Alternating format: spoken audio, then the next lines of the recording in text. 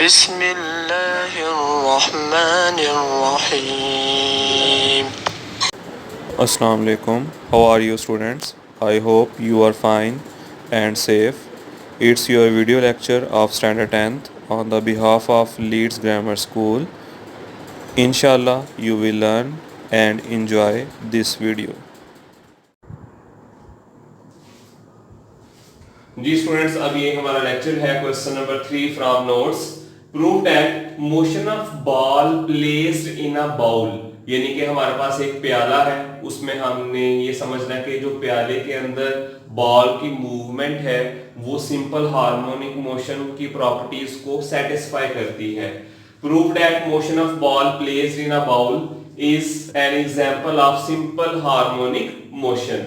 तो स्टूडेंट्स, हमने ये देखना है, इस एक्सपेरिमेंट को गौर से देखिएगा कि हमारे पास एक बाउल है और बाउल में हम ये पोजीशन देखते हैं कि बाउल में जब हम बॉल को रखते हैं तो वो जहां पे रेस्ट पोजीशन में होता है उसको हम मीन पोजीशन, और उसको हम किससे शो करते हैं, लेटर ओ से करते हैं। तो स्टूडेंट्स, अगर एक बॉल जो है वो एक बाउल के अंदर पड़ा हुआ है अपनी मीन पोजीशन ओ के ऊपर रेस्ट फॉर्म में, अब हम क्या करते हैं, हम इस बॉल को ले जाते हैं अपनी एक्सट्रीम पोजीशन, जिसको हम किससे डिनोट कर रहे हैं, लेटर ए से डिनोट कर रहे हैं। जब हम इस बॉल को जो है वो इसकी एक्सट्रीम पोजीशन ए पे ले जाएंगे तो इट मींस इसके अंदर एक रीस्टोरिंग फोर्स जो है वो स्टोर हो चुकी है। जब हम इसको यहां से इसकी एक्सट्रीम पोजीशन ए से छोड़ेंगे तो ये जो बॉल है ये मूव करता हुआ अपनी मीन पोजीशन पे आएगा और अपनी मीन पोजीशन पे रुकेगा नहीं, बट ड्यू टू इनर्शिया ये इसके अंदर जो क्योंकि रीस्टोरिंग फोर्स स्टोर है तो ये मीन पोजीशन पे रुकेगा नहीं, बल्कि ये आगे जाएगा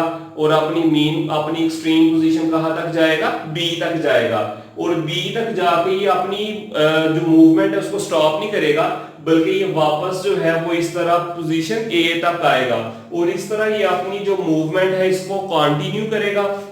और इस मूवमेंट को जो ऐसी मूवमेंट जो टू एंड फ्रो का मतलब आगे और पीछे, किसके, अपनी मीन पोजीशन के, ऐसी मूवमेंट जो कोई भी बॉडी जो है वो अपनी मीन पोजीशन के अराउंड टू एंड फ्रो करे तो उसको, ऐसी मूवमेंट को हम कहते हैं सिंपल हार्मोनिक मोशन। तो स्टूडेंट्स इसमें देखिएगा, और ड्यू टू फ्रिक्शन एक टाइम ऐसा आएगा कि ये बॉल जो है वो स्टॉप हो जाएगा अपनी मीन पोजीशन ओ पे। तो स्टूडेंट्स इसका रिजल्ट ये हुआ, this to and fro motion, ये आगे और पीछे जो मूवमेंट है बॉल की about mean position is an example of simple harmonic motion. तो ये प्रूव हो गया कि ये एक एग्जांपल है किसकी, सिंपल हार्मोनिक मोशन की। स्टूडेंट्स, इस लेक्चर में हमारा क्वेश्चन नंबर 3 होगा फ्रॉम नोट्स। अब हम इसको डायग्राम से जो है वो समझने की कोशिश करते हैं। वाइब्रेट कर रही है और ये वाइब्रेशन सिंपल हार्मोनिक मोशन है। तो स्टूडेंट्स, हमने इसको स्टार्ट बिल्कुल उसी तरह करना है जिस तरह हमने पहले प्रीवियस क्वेश्चन को स्टार्ट किया था। सबसे पहले सिंपल हार्मोनिक मोशन की डेफिनेशन है कि simple harmonic motion occurs when the net force and acceleration is directly proportional to displacement from the mean position and they are always directed toward mean position.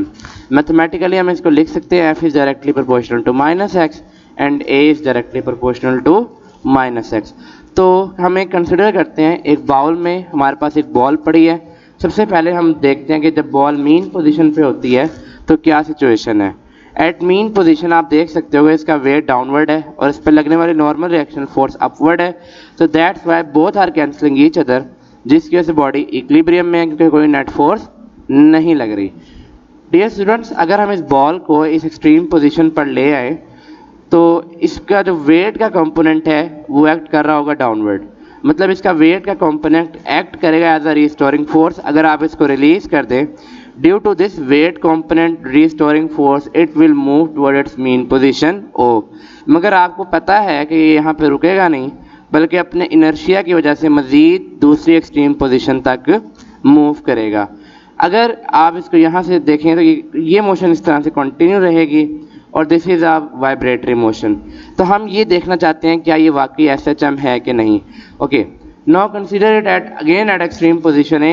Extreme position पे for a second या for a moment इसकी kinetic energy 0 है because इसकी velocity 0 है, और इसकी potential energy maximum है because इसकी जो हाइट एज अ मीन्स है वो मैक्सिमम है। स्टूडेंट्स, जैसे जैसे ये बॉल इस पॉइंट से इस पॉइंट तक मूव करेगी ये वेलोसिटी गेन करेगी। इस पॉइंट तक यानी कि मीन पोजीशन तक पहुंचते तक इसकी वेलोसिटी मैक्सिमम हो जाएगी, as a result kinetic energy भी मैक्सिमम हो जाएगी।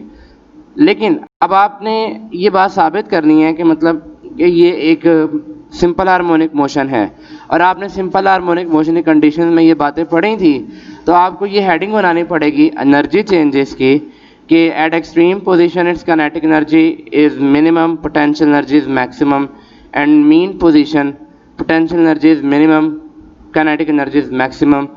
और ये दूसरी कंडीशंस भी सेटिस्फाई कर रहा है। It is vibrating about fix position, इसकी जो फोर्स है वो हमेशा इसको मीन पोजीशन की तरफ लेके जाना चाह रही है, और जो इसके ऊपर लगने वाली रिस्टोरिंग फोर्स है, जो फोर्स है वो directly proportional displacement from mean position के। तो इन तमाम बातों को देखते हुए हम ये कह सकते हैं कि ball and bowl is a case of SHM। इसके कंक्लूजन को देख लेते हैं। This to and fro motion of the ball continues about the mean position और till all the energy is lost due to friction. Thus the to and fro motion of the ball and bowl about a mean position in a ball is an example of simple harmonic.